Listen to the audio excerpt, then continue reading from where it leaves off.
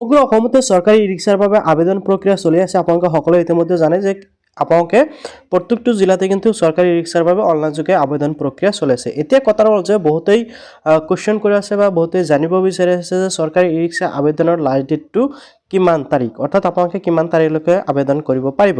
তো আহি ময়ো একদম শেষৰ ফালে ভিডিঅ'টো বনাবলৈ বাধ্য হৈছোঁ। আজি হ'ল 30 ডিচেম্বৰ আৰু আজিয়ে কিন্তু চৰকাৰী ই-ৰিক্সাৰ বাবে আবেদনৰ শেষ সময়সীমা বা আজি হ'ল লাষ্ট ডেট, অৰ্থাৎ আজি ৰাতি 12 বজালৈকে আপোনালোকে চৰকাৰী ই-ৰিক্সাৰ বাবে আবেদন কৰিব পাৰিব। যদি আপোনালোকে এতিয়ালৈকে আবেদন কৰা আপোনালোকে এতিয়া ভিডিঅ'টো চাই আপোনালোকে অতি শীঘ্ৰে আবেদন কৰি লওক। তো কেনেকৈ আবেদন কৰিব পাৰিব সেই প্ৰচেছটো মই এতিয়া আপোনালোকক দেখুৱাই আছোঁ।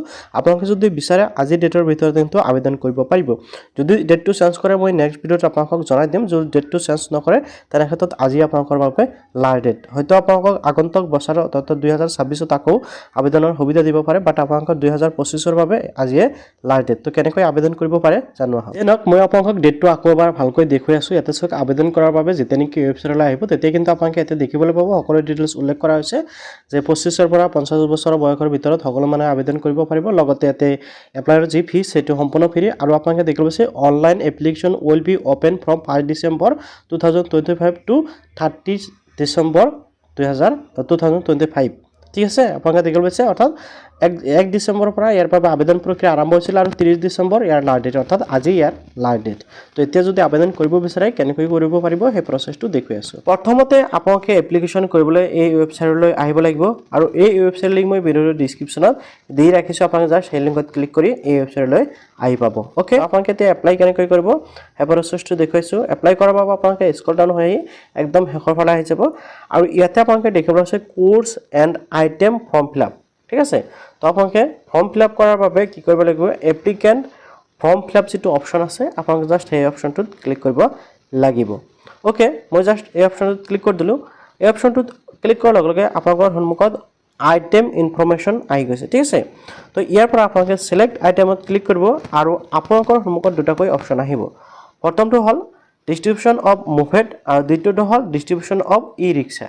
আপোনালোকে জানে যে বৰ্তমান যিটো চৰকাৰী আঁচনি ই ৰিক্সা আৰু মপেড বিতৰণ কৰা হ'ব, গতিকে আপোনালোকে ই ৰিক্সা বা মপেড যিকোনো এটাৰ বাবে এপ্লিকেণ্ট কৰিব পাৰিব। চ' আপোনাৰ ই ৰিক্সা লাগে নে মপেড লাগিব আপোনালোকে সেই হিচাপত ছিলেক্ট কৰিব। তো মই জাষ্ট ইয়াতে ই ৰিক্সাটো ছিলেক্ট কৰি দিম। ই ৰিক্সা ছিলেক্ট কৰাৰ পিছত আপোনালোকৰ সন্মুখত কিন্তু এনেকুৱাকৈ ইনফৰমেশ্যনসমূহ দিবলৈ আহি যাব। 2 নম্বৰত আছে পাৰ্চনেল ইনফৰমেশ্যন আপোনালোকে দিব লাগিব। তাৰপিছত ইয়াতে আছে আপোনালোকৰ কোৱালিফিকেশ্যন, আপোনাৰ এডুকেশ্যন কোৱালিফিকেশ্যন থাকিব লাগিব, আদাৰ্ছ ইনফৰমেশ্যন এণ্ড শেষত আপোনালোকে 5 নম্বৰত দেখিবলৈ আছে ডকুমেণ্টছ আপলোড। আপোনালোকে ইয়াতে ডকুমেণ্টছ আপলোড কৰিব লাগিব। তো কি ডকুমেণ্টছ লাগিব, কেনেকৈ আপলোড কৰিব সকলো জানিব পাৰিব। তো মই প্ৰথমৰ পৰা এটা এটাকৈ বুজাই দি আছোঁ। তো ইয়াতে চাওক আপোনালোকে ই ৰিক্সা বা মভেড যিকোনো এটা ছিলেক্ট কৰাৰ পিছত ইয়াতে আপোনালোকে দিব লাগিব পাৰ্চনেল ইনফৰমেশ্যন। প্ৰথমতে আপোনালোকে দেখিবলৈ পাইছে ইয়াতে কেণ্ডিডেট নেম। ঠিক আছে, আপোনালোকে যাৰ বাবে আবেদন কৰিছে সেইজন ব্যক্তিৰ নাম আপোনালোকে ইয়াতে দিব লাগিব প্ৰথম বাকচত। দেন আপোনালোকে দ্বিতীয় বাকচত দিব লাগিব কেণ্ডিডেট ফাদাৰ্ছ নেম বা Guardian name. Okay, father's name বা গাৰ্ডিয়ান নেমটো দিয়াৰ পিছত ইয়াতে কিন্তু আপোনালোকে মোবাইল নাম্বাৰ এণ্টাৰ কৰিব লাগিব। Mobile number SMS will be send. ইয়াতে কিন্তু আপোনালোকে মোবাইল নাম্বাৰ দিব লাগিব আৰু ইয়াতে যিটো আপোনালোকে মোবাইল নাম্বাৰ দিব সেই মোবাইল নাম্বাৰত কিন্তু আপোনাৰ OTP যাব। ঠিক আছে, গতিকে আপোনালোকে যিটো মোবাইল নাম্বাৰ দিব, যিটো মোবাইল নাম্বাৰ নেকি আপোনাৰ এতিয়াও চালু আছে বা চলি আছে, ফোন কল আহি যায়, সেই মোবাইল নাম্বাৰটো এণ্টাৰ কৰিব। অ'কে, দেন আপোনালোকে চাওক ছিলেক্ট ছেক্স। আপোনালোকে ইয়াৰ পৰা আপোনালোকৰ লিংগটো ছিলেক্ট কৰিব লাগিব। ইয়াতে চাওক মেল এণ্ড ফিমেল দুটা আপোনালোকে পাই যাব, অৰ্থাৎ ইয়াতে কিন্তু পুৰুষ মহিলা উভয়ে এপ্লিকেণ্ট কৰিব পাৰিব। চ' আপোনালোকে মেল হ'লে মেল দিব, ফিমেল হ'লে ফিমেল দিব। দেন ইয়াতে আপোনালোকে দেখিব পাইছে ভিলেজ এণ্ড টাউন নেম। ঠিক আছে, আপোনালোকৰ ভিলেজৰ নেম আপোনালোকে ভিলেজত থাকিলে ভিলেজ নেম দিব, অথবা আপোনালোকে টাউনত যদি থাকে টাউনৰ নামটো আপোনালোকে এণ্টাৰ কৰিব লাগিব। এইসমূহ একদম ইজি। তাৰপিছত ইয়াতে আছে পোষ্ট অফিচ নেম, আপোনালোকে পোষ্ট অফিচ নেম দি দিব। এণ্ড ইয়াতে পুলিচ ষ্টেচন নেম আপোনালোকে দিব লাগিব, PS অৰ্থাৎ থানা নাম দিব লাগিব। দেন আপোনালোকে ছিলেক্ট ৰিকুৱাৰমেণ্ট অপশ্যনত ছিলেক্ট ষ্টেট অপশ্যনত ক্লিক কৰি দিব আৰু ইয়াতে বাই ডিফল্ট আমাৰ আছাম ষ্টেট হৈ আছে, আছামটো জাষ্ট ছিলেক্ট কৰি দিব। অ'কে, দেন আপোনালোকে চাওক ডিষ্ট্ৰিক্ট আহি গৈছে, আপোনালোকৰ ডিষ্ট্ৰিক্ট যিটো হয় ডিষ্ট্ৰিক্টটো ছিলেক্ট কৰি দিব।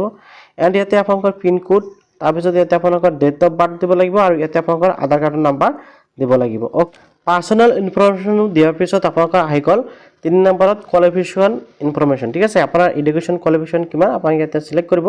ছিলেক্ট কৰাৰ পিছত ক্লাছ 5ৰ পৰা আৰম্ভ কৰি SSLC, গ্ৰেজুৱেশ্যন, আদাৰ্ছ বহুতকেইটা আছে, আপোনাৰ যোনটো হয় আপোনাক সেইটো সিলেক্ট কৰি দিব ওকে তাৰপিছত আপোনালোকে ইয়াতে চাওক দেখিবলৈ পাইছে আদাৰ্স ইনফৰমেশ্যন ঠিক আছে তো আদাৰ্স ইনফৰমেশ্যনত ক্লিক কৰাৰ পিছত আপোনালোকে ইয়াতে চাওক অনলি হিন্দুইজম আপোনালোকে দেখিবলৈ পাইছে এটো বাই ডিফল্ট সিলেক্ট কৰিব লাগিব এতিয়া চাওক আপোনালোকে দেখিবলৈ পাইছে তলত এটা নোট দিয়া আছে do not apply if from religious minority Muslim Buddhist খ্ৰীষ্টান শিখ এণ্ড জৈন এণ্ড পাৰিছ ঠিক আছে তো ইয়াতে কৈছে যে আপোনালোকে জাষ্ট যিসকল নেকি হিন্দু মাইনৰিটি আছে সেইসকলে অৰ্থাৎ ভাষিক সংখ্যালঘুসকলে এটা এপ্লাই কৰিব পাৰিব যিসকল নেকি ধৰ্মীয় সংখ্যালঘু সেইসকলে এপ্লাই কৰিব নোৱাৰিব যেনেকৈ ইয়াতে উল্লেখ কৰি দিছে ডাইৰেক্ট মুছলিমসকল বুদ্ধ খ্ৰীষ্টান শিখ জৈন এণ্ড যিসকল পাৰ্চী আছে সেইসকলে এপ্লাই কৰিব নোৱাৰিব তো মই জাষ্ট ইয়াতে হিন্দুইজমত সিলেক্ট কৰা হ'ল তাৰপিছত ইয়াতে আপোনালোকে দেখিবলৈ পাব বেংগলী হিন্দী আদাৰ্স আছে আপোনালোকৰ যোনটো হয় সিলেক্ট কৰি দিব ওকে তাৰপিছত ইয়াতে আপোনালোকে দেখিবলৈ পাইছে আদাৰ্স অপশ্যনত ক্লিক কৰিলে ইয়াতে চাওক আপোনালোকে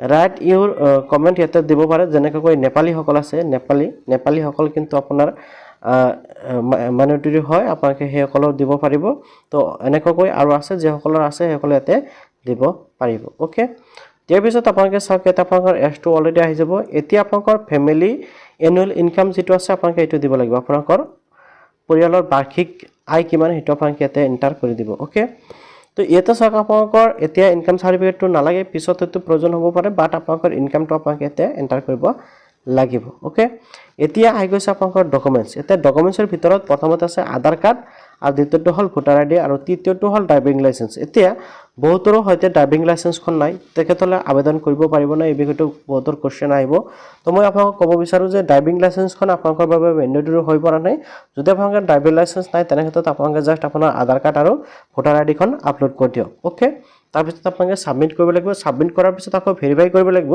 হেকিনো মই আপোনাক দেখুৱাম তো আপোনালোকে সম্পূৰ্ণকৈ চাই থাকক সকলো ডিটেইলছ দিয়াৰ পিছত আপোনালোকে জাস্ট সাবমিট কৰিব সাবমিট অপচনত ক্লিক কৰাৰ লগে লগে আপোনালোকক নেক্সট পেজলৈ লৈ যাব এতিয়া চাওক আপোনালোকে দেখিব আছে ডকুমেন্টছ আপোনালোকে দেখিবলৈ পাইছে যেনেকৈ identity address and age proof আপোনালোকে দেখিবলৈ পাব এনেকৈ ডকুমেন্টছসমূহ আপোনালোকে চেক কৰিব পাৰিব এতিয়া আপোনালোকে মোবাইল নাম্বাৰটো ভেৰিফিকেশ্যন কৰিব লাগিব ইয়াতে আপোনাৰ মোবাইল নাম্বাৰটো শো কৰিব মোবাইল নাম্বাৰটো ভেৰিফাই কৰাৰ বাবে আপোনালোকে জাস্ট কি কৰিব লাগিব সেন্ড ওটিপি অপশনত ক্লিক কৰিব লাগিব সেন্ড ওটিপি অপশনত ক্লিক কৰাৰ লগে লগে কিন্তু আপোনাৰ মোবাইলত ওটিপি আহি যাব ঠিক আছে ওটিপিটো জাস্ট আপোনালোকে ইয়াতে বহাই দিব লাগিব তো মই ইয়াতে ওটিপিটো বহাই দিম ইয়াতে ওপৰফালে চাওক আপোনালোকে দেখিবলৈ আছে ওটিপি এটা আহিছিল আপোনালোকে সেই ওটিপিটো কিন্তু ইয়াতে বহাব লাগিব তো মই আকৌ এবাৰ ট্ৰাই কৰিম 362159 ওটিপিটো বহাই দিয়াৰ পিছত আপোনালোকে এনেকৈ ওপৰত ওটিপিটো দেখিবলৈ পাব ওটিপিটো বহাই মানে শো কৰাৰ পিছত ওটিপিটো এন্টাৰ কৰিব 6 ডিজিট ওটিপিটো এন্টাৰ কৰাৰ পিছত আপোনালোকে জাস্ট ভেৰিফাই ওটিপি অপশনত ক্লিক কৰিব লাগিব ভেৰিফাই ওটিপি অপশনত ক্লিক কৰাৰ পিছত ওটিপি ভেৰিফাই সাকসেসফুলি আপোনালোকে দেখিব আছে এটা জাস্ট ওকে অপশনত ক্লিক কৰি দিয়ক ওকে অপশনত ক্লিক কৰাৰ লগে লগে আপোনাৰ যেটো নেকি পিডিএফ হে পিডিএফ ফাইলটো এনেকৈ আহি যাব এতিয়া আপোনালোকে পিডিএফটো ডাউনলোডিং কৰাৰ বাবে ডাউনলোড অপশনত ক্লিক কৰি ডাউনলোডিং কৰিব পাৰিব ওকে মই জাস্ট সেভ কৰিলাম এনেকৈ আপোনালোকে দেখিবলৈ পাইছে আপুনি যে এপ্লাই কৰিছে হেজন ব্যক্তিৰ ডিটেইলছ কিন্তু এনেকৈ ইয়াতে শো কৰিব কিউআৰ কোড সহকাৰে ইয়াতে আপোনাৰ সকলো ডিটেইলছ দেখিব পাব এপ্লিকেণ্টজনৰ ডিটেইলছ কিন্তু এনেকৈ দেখিবলৈ পাব আপোনালোকে যেতে নেকি অফলাইন ফৰ্ম দেখিবলৈ পাইছিল সেম প্ৰসেছত কিন্তু এই ফৰ্মটো এনেকৈ শো কৰিব তো আশা কৰিছো আপুনি নিশ্চয় জানিব পাৰিলে যে কেনেকৈ আপোনালোকে ই ৰিক্সাৰ বাবে অনলাইন যোগে এপ্লিকেশ্যন প্ৰসেসটো কমপ্লিট কৰিব পাৰিব সো আপোনালোকে যদি ইয়াতে কোনো ধৰণৰ প্ৰবলেম পাইছে বা কোনো ধৰণৰ কনফিউজন আছে নিশ্চয় কমেন্টত জনাব পাৰে তেনে ক্ষেত্ৰত মই নেক্সট ভিডিঅ'ত আৰু আপোনালোকক ভালকৈ বুজাই দিবলৈ চেষ্টা কৰিম এটা আপোনালোকক সকলো ডিটেইলছ পাই যাব আপোনালোকে একো টেনচন কৰিব নালাগে সো আপোনালোকে এপ্লিকেশ্যন কৰাৰ পিছত 2 পৰা 3 মাহৰ ভিতৰত কিন্তু আপোনালোকে কি কৰিব এই যে ই ৰিক্সা বা আপোনালোকে মপেডৰ বাবে আবেদন কৰিলে মপেডখন কিন্তু আপোনালোকে লাভ কৰিব তো ভিডিঅ'টো ভাল পালে নিশ্চয় লাইক আৰু কৰিব আৰু এনেকা ইম্পৰ্টেন্ট ভিডিঅ' মই পাবলৈ চেনেলটো সাবস্ক্ৰাইব কৰিবলৈ পাহৰিব